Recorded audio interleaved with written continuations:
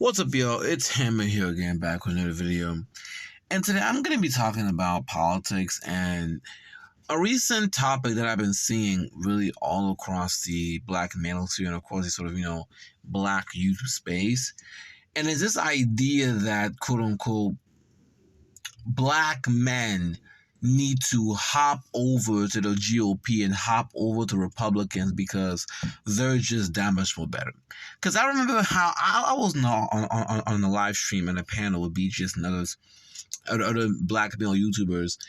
And the argument that I kept hearing was that, hey, look, the Democratic Party caters to black women. The Democratic Party caters to the LGBT, caters to females, caters to illegal immigrants. And black men, although the black male vote is expected in the party, they're never really catered to, right? Is this idea of what they call flat blackness, which is that black men will go out there and vote for black people, but black women will vote for black women, right? So that's what he's saying. And I get that, right? And the conversation was really in regards to Stacey Abrams and how essentially Stacey Abrams was sort of this. She literally was the sort of spitting image of just matriarchy, right? And she rubbed a lot of black men in Georgia the wrong way, because it felt like she was catering so much to. It felt like she was catering so much to the LGBT, catering so much to black women, catering so much to everyone with black men.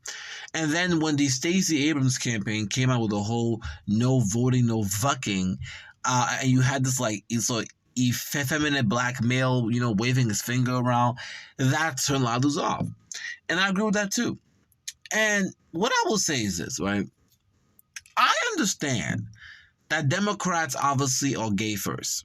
That's that like, if you watch any modern day Democratic operative, it's the only thing I get from them is we are bussy popping first, gay first. That's what I hear.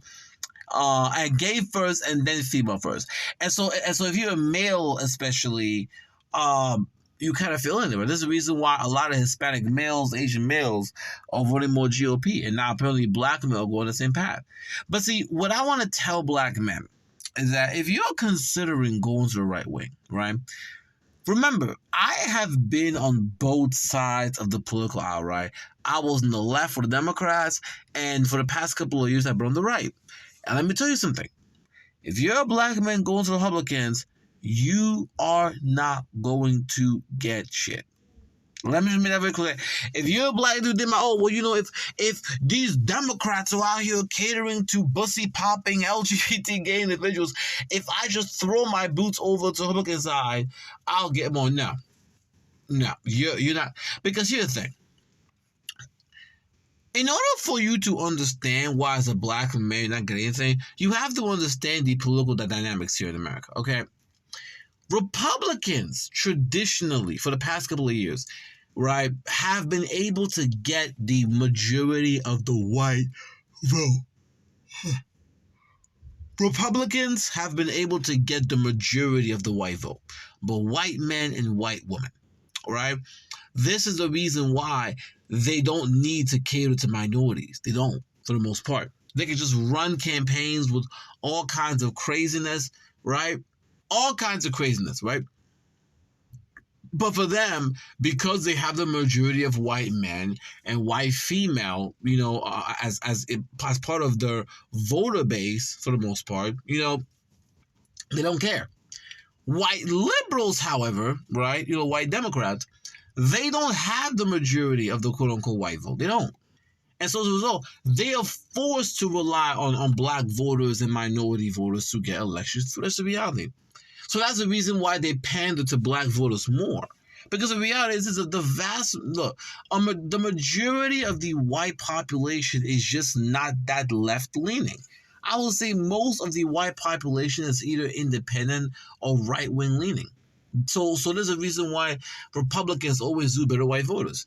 And so, once again, the only reason why Democrats even deal with black voters to begin with is because they have to. They have to deal with you. And this is where the whole benign neglect comes from, where because they have to deal with black voters, not because they want to, because they have to, they try the best they can to get your vote without giving you anything. Now, Republicans, right, they don't have to give you shit. They don't even have to appeal to you because they already have the white vote. The only thing I've been on the right wing, okay? They're going to make it clear to you as a black voter that, hey, if you're voting for the GOP, the only thing you're going to get from us is that we are going to support your right to vote for us. Right? The only thing you're going to get for us white conservatives is that we're going to support your right as a black man, as a black individual, to vote for us.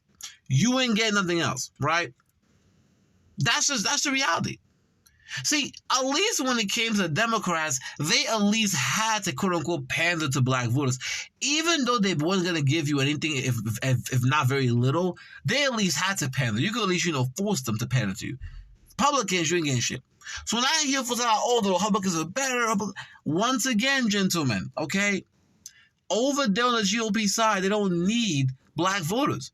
And they've made it very clear that for them, they are going to focus on the white constituents because they have traditionally been able to get a majority white vote. But also on top of that, they don't even need the quote-unquote black vote, right? Because now they have literally 50% of Hispanics are now voting for them Republican. Because some are going to say, well, Hammer, the Republicans are going to have to eventually appeal to black voters because, the white demographic is shrinking. Yes, the white demographic is shrinking. But here's the issue. They have a solution for that. It's called Latinos. And close to now half of Hispanics are voting for Republicans. And these Hispanics are essentially go to the GOP without the racial baggage. What does that mean? Black people are viewed as having a racial baggage in the eye of white folks. Meaning that if you have to interact with a black voter, you're gonna have to deal with all the racial issues, right? Police brutality, racism, all that kind of stuff, right? But if you interact with a Latino voter, Asian voter, right? For the most part, you can essentially avoid the race topic, for the most part. Right, for the most part. Right? And maybe sometimes they'll bring up DACA, but for the most part, you can essentially get them to just view themselves as essentially being white adjacent to the greater white society. But black voters, because they've always been these sort of oppositionary force to whiteness, white politicians know, both on the left and the right, if you're dealing with a black voter, you're going to have to deal with quote-unquote racial issues with black folks. And so Republicans don't want to deal with it. Democrats, though, the white liberals don't want to deal with that. They only entertain those things because they need black voters. Republicans don't want to deal with that, right? And they don't entertain those things because they already have the white vote. And as the white demographic shrinks, they're just going to pivot to the Hispanic vote, to the Asian vote. I'm like, right now, you have Asians literally they're literally pushing a case to try to get affirmative action overturned. And they're being backed by the white conservatives. So these other non-black groups are already operating as literally a proxy class. Okay? They're already operating as a proxy class, right, for the greater white society. Now, here's the thing. You would think that, okay, I'm going to give you an example, right? If you guys look at the midterm, that's happened, right? Republicans got smacked, okay? The quote-unquote red wave we were expecting did not materialize. It did not. Now, Republicans were able to quote-unquote gain control of the House, right? But however, they essentially lost control of the Senate. It was some slim majority in the House, though. But if you look at the numbers, right?